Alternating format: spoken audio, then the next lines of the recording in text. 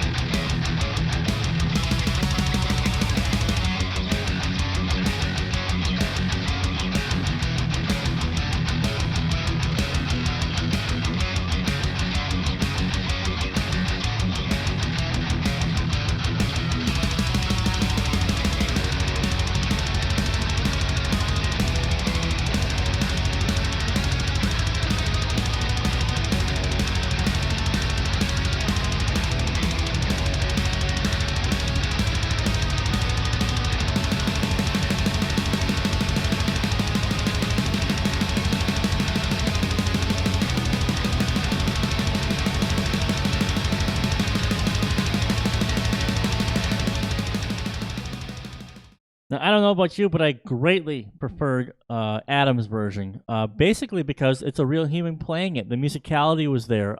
His ideas came forth, right? And this is something that I want to touch on. You know, bass instruments and drum programming software, it's not going to replace the real musician. Never, ever.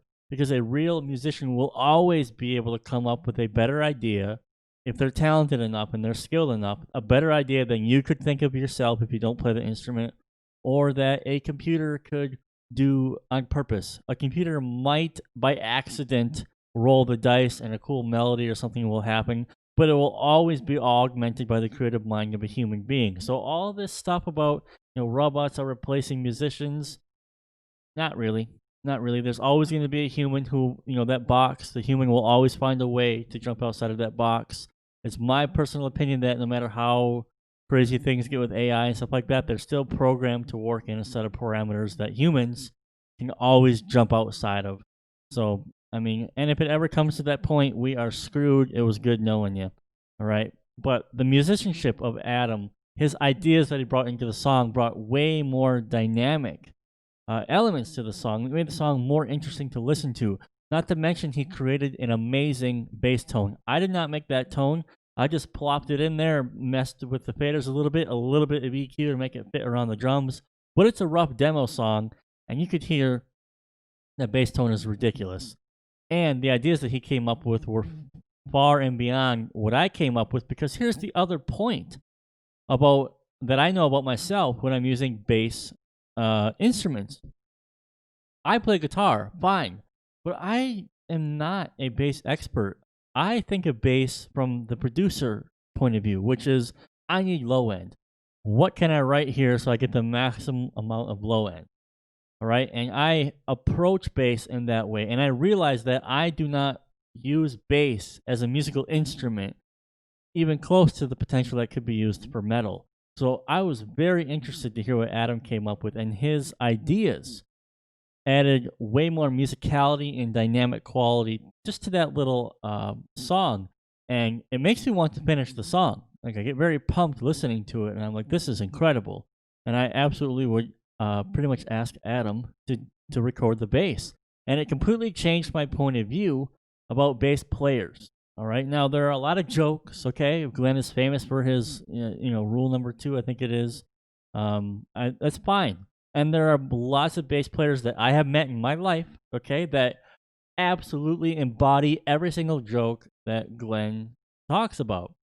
But there are great bass players, and the trick is to find them. Just like there are great drummers, there are great vocalists. There are a sea of nonsensical people trying to pretend that they're good at what they do. So finding them is hard in the midst of of Instagram and all that stuff. But I have to say that my opinion has changed about bass players. I believe a really good bass player is instrumental in making your music that much better. Don't be surprised if in the future, when I start doing more of these demos for amp simulators and stuff, if you don't hear Adam on some more of these tracks, because there's just an element of humanism and a dynamic quality that it's just not there for me with the bass instruments.